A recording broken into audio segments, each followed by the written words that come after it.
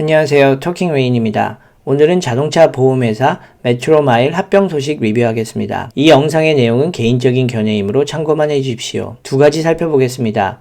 메트로마일 회사 소개, 투자 계획, 그럼 바로 시작합니다. 메트로마일은 2011년에 설립된 텍퍼스트 자동차 보험회사입니다. 텍퍼스트란 말에 메트로마일은 기존의 보험회사는 달리 테크놀로지를 사용해서 자동차 보험 비즈니스를 혁신적으로 발전시키겠다는 의지와 회사의 정체성이 담겨져 있습니다. 특히 데이터 사이언스를 사용한 접근법으로 우리가 자동차 보험을 선택하고 보험 혜택을 받는 방식을 새롭게 바꾸려고 합니다. 스펙 회사 인수 애퀴지션 콜프2와 합병을 발표했고 예상 합병 시기는 Q1 2021년이 될 것 같습니다. 인수의 티커 심볼은 INAQ이고 나스닥에 상장되어 있습니다. 합병 후 티커 심볼은 MLE 마일이 됩니다. 현재 메트로마일은 나스닥에서 보통주인 INAQ, 유닛인 INAQU, 그리고 워런트인 INAQW가 거래되고 있습니다. 합병이 완료되면 INAQ는 MLE로 INAQW는 MLEEW로 바뀌게 되고 유닛은 보통주와 워런트로 분리되어서 없어지게 됩니다. INAQU는 한 주의 보통주와 3분의 1의 워런트를 포함하고 있습니다. 유닛을 거래하실 때는 워런트 비율에 따라서 매수를 하시는 게 워런트를 받는 데 유리합니다. 예를 들어 3주의 INAQU를 가지고 계시면 분리가 될 때 3주의 보통주를 받고 한 주의 워런트를 받지만 4주나 5주를 가지고 있으면 워런트는 한 주만 받게 됩니다. 그래서 이런 경우는 3회 배수로 유닛을 매수하는 게 유리합니다. 스펙 회사인 인수 애퀴지션 콜프2에 대해서 간단하게 살펴보겠습니다. 인베스터 프레젠테이션에서 경영진을 소개하기보다는 회사 자체를 소개했는데 이름에서도 알 수 있듯이 이번이 처음 하는 스펙딜이 아니라 스펙딜을 많이 해왔고 특히 모 회사인 코엔앤컴퍼니는 보험회사 투자에 풍부한 경험이 있다고 소개하고 있습니다. 다음은 메트로마일의 경영진입니다. 파운더가 데이브 프라이드버그인데 메트로마일을 시작하기 전에 설립했던 회사가 클라이밋 코퍼레이션입니다. 이 회사는 데이터 사이언스를 이용해서 농업에 필요한 데이터를 분석하고 생산력을 높이는 방법이 무엇인지에 대해서 과학적이고 데이터적 접근을 합니다.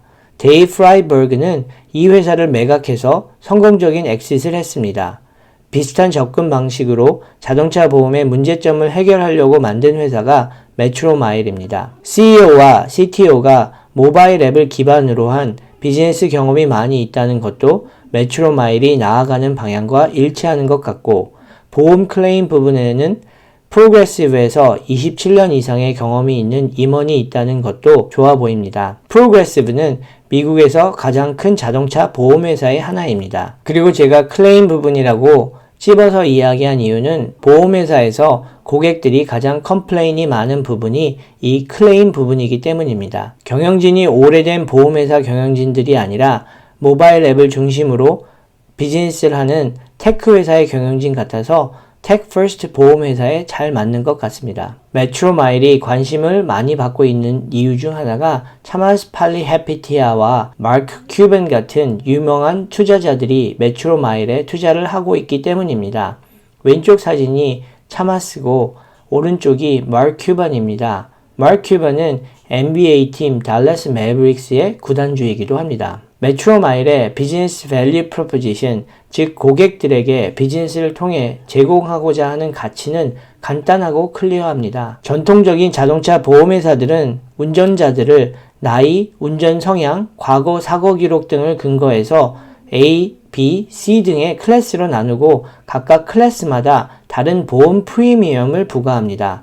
하지만 같은 클래스에 있는 운전자들은 똑같은 프리미엄을 냅니다. 즉 클래스 A가 사고율이 낮은 운전자들이라면 사고율이 높은 운전자 클래스인 C보다는 적은 보험료를 내지만 클래스 A에 속한 모든 운전자들은 동일한 보험료를 내는 구조인 겁니다. 그런데 메트로마일은 이런 기존의 자동차 보험을 운전자들이 운전하는 거리에 비례해서 보험료를 내는 보험으로 제공하겠다는 겁니다.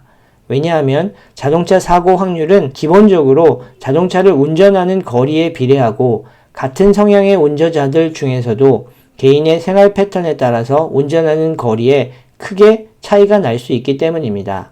똑같은 운전자가 운전을 할 때 결국 사고가 일어날 확률은 얼마나 많이 운전하고 다니느냐에 비례한다는 겁니다. 많이 운전하고 다니면 그만큼 사고를 내든 당하든 사고에 노출될 확률이 높아지는 겁니다. 또 비슷한 운전 패턴을 가진 운전자들 사이에도 개개인의 생활 패턴이나 일에 따라서 운전을 하는 거리에는 큰 차이가 있다는 겁니다. 이런 두 가지 데이터 분석과 관찰을 통해서 나온 결과는 자동차 보험에 가입한 사람들 중 35%가 50% 이상의 거리를 운전하며 50% 이상의 사고를 낸다는 것입니다. 다르게 표현하면 65%의 보험 가입자들은 보험료를 실제 사용하는 것보다 더 내고 있다고 할 수 있는 겁니다. 메트로마일이 자동차 보험을 목표로 한 이유는 엄청나게 큰 시장이고 한두 개의 회사가 전체 시장을 지배하는 구조가 아니라 여러 회사가 시장을 분할하고 있어서 메트로마일과 같은 스타트업들에게도 기회가 주어질 수 있기 때문입니다. 미국의 10대 자동차 보험회사의 마켓 쉐어를 보면 제일 큰 회사도 20%를 넘지 않습니다. 미국 자동차 보험회사는 2,500억 달러 규모의 시장이고 세계 시장은 7천억 달러 규모입니다. 자동차 보험이 아닌 다른 보험까지 포함을 시킨다면 20배 이상의 규모가 됩니다.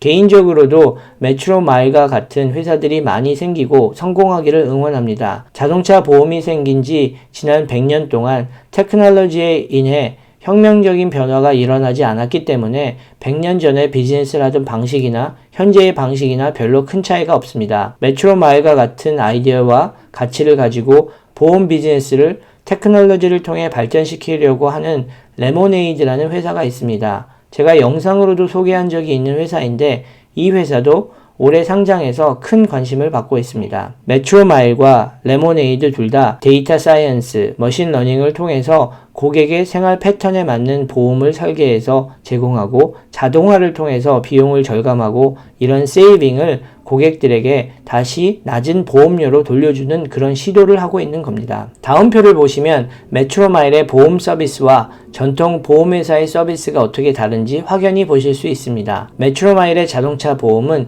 운전자 개인의 운전 패턴, 생활 패턴에 따라 맞춤형으로 설계를 할 수 있습니다. 모든 운전자들이 클래스에 따라서 나누어지는 그런 보험이 아닙니다. 또 모바일 퍼스트 생활 패턴에 적합하도록 보험의 설계, 가입, 상담, 클레임 등의 모든 보험과 관련된 액티비티들을 모바일 앱에서 편리하게 처리할 수 있습니다. 특히 자동차 사고가 나서 사고를 리포트하고 보험 처리를 하는 과정을 모바일 앱상에서 손쉽게 처리할 수 있도록 해서 고객들이 가장 불만이 많고 불편하게 느끼는 부분을 간편하고 감정적 소모가 없도록 만들었습니다. 저도 자동차 사고 리포트를 기존의 보험회사를 이용해서 해봤는데 자동차 사고가 나서 이미 기분도 안 좋고 힘이 든 상태에서 전화를 통해 상담원에게 사고를 설명하고 또 클레임 처리하는 사람에게 또 설명을 하고 자동차를 수리하는 전 과정이 시간도 많이 들 뿐 아니라 정당하게 내가 가입한 보험의 혜택을 받아서 사고의 피해를 줄일 수 있었다는 감사한 느낌이 들기보다는 보험회사를 상대로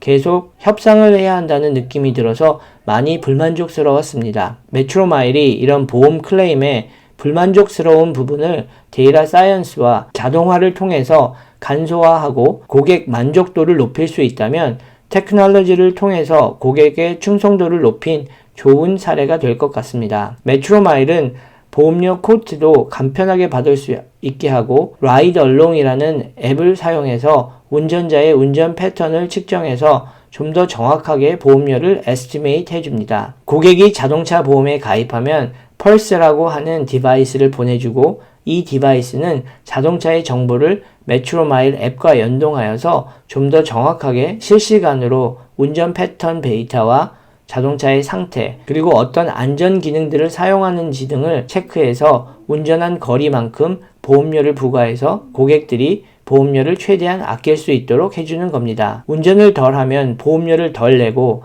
실제 운전 데이터를 사용해서 측정한 결과 운전을 안전하게 하는 운전자들은 보험료가 더 싸지는 자동차 보험은 소비자 입장에서 합리적이고 공평한 보험이라는 생각이 들고 보험의 커버리지가 같고 보험료마저도 더 저렴하다면 메트로마일의 보험을 쓰지 않는 것이 손해라는 생각마저도 듭니다. 메트로마일은 아직 신생 기업으로 매출보다는 지출이 많은 상태이지만 loss ratio와 contribution margin은 계속 향상되고 있는 중입니다. loss ratio는 사고가 나서 보험금을 지급했을 때 프리미엄보다 보험금이 커서 손해를 보는 확률을 말합니다. 2020년 전반기에는 프리미엄 1불당 59센트가 보험금으로 지급되었다는 뜻입니다. contribution margin은 보험을 팔았을 때 들어오는 이익을 측정한 값인데 2020년 전반기에 보험 프리미엄 1불당 13센트의 이익이 생겼다는 뜻입니다. 이 두 지표를 보면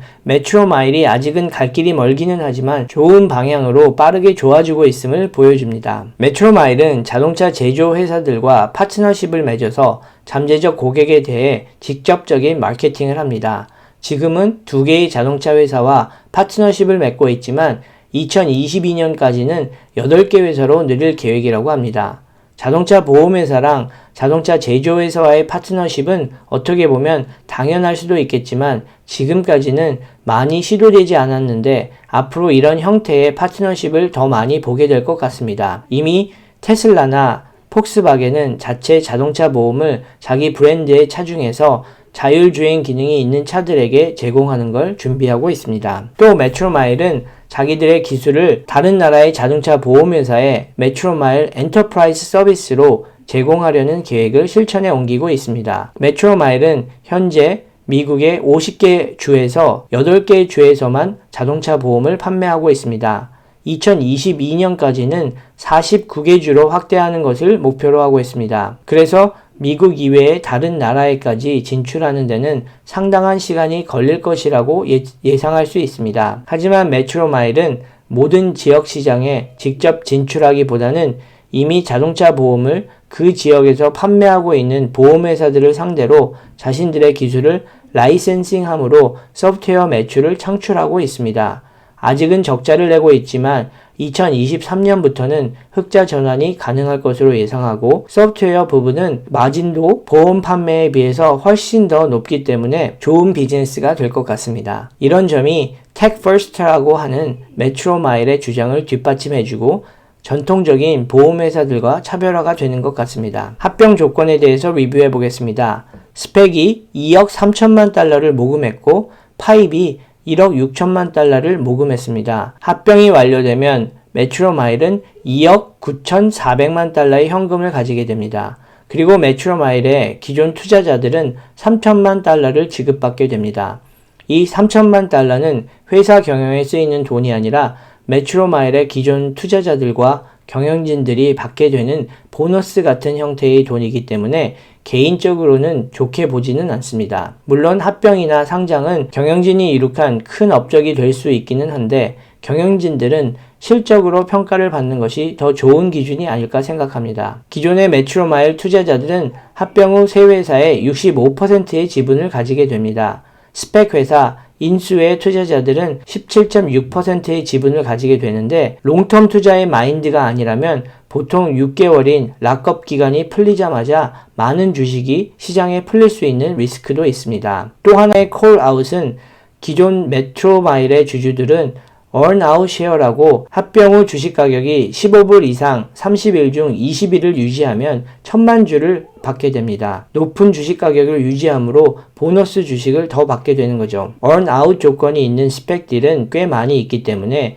이 점이 특히 문제가 된다거나 하지는 않을 것 같습니다. 투자 계획에 대해서 리뷰해 보겠습니다. 메트로마일은 레모네이드와 마찬가지로 보험회사가 아니라 테크놀로지 회사와 같은 밸류에이션을 받을 것으로 기대가 되기 때문에 투자를 했을 때 업사이드가 클 수 있을 것 같습니다. 또 메트로마일이 제공하는 가치는 굉장히 단순 명료하기 때문에 고객의 입장에서 결정을 빠르게 할 수 있습니다. 실시간 운전 데이터를 기반으로 보험료를 산정하고 내가 운전한 거리에 비례해서 보험료를 내는 자동차 보험은 자가 운전을 점점 더 적게 하는 대도시 사람들에게는 생활 패턴에 꼭 맞는 보험입니다. 또 운전한 거리만큼 내는 보험을 다른 보험회사한테 플랫폼이나 서비스 형태로 제공할 수 있는 메트로마일 엔터프라이즈도 큰 성장 가능성이 있다고 생각됩니다. 이런 점들을 보면 메트로마일의 미래가 기대가 됩니다. 하지만 리스크도 많이 있습니다. 첫 번째로 올해 매출이 굉장히 많이 줄었습니다.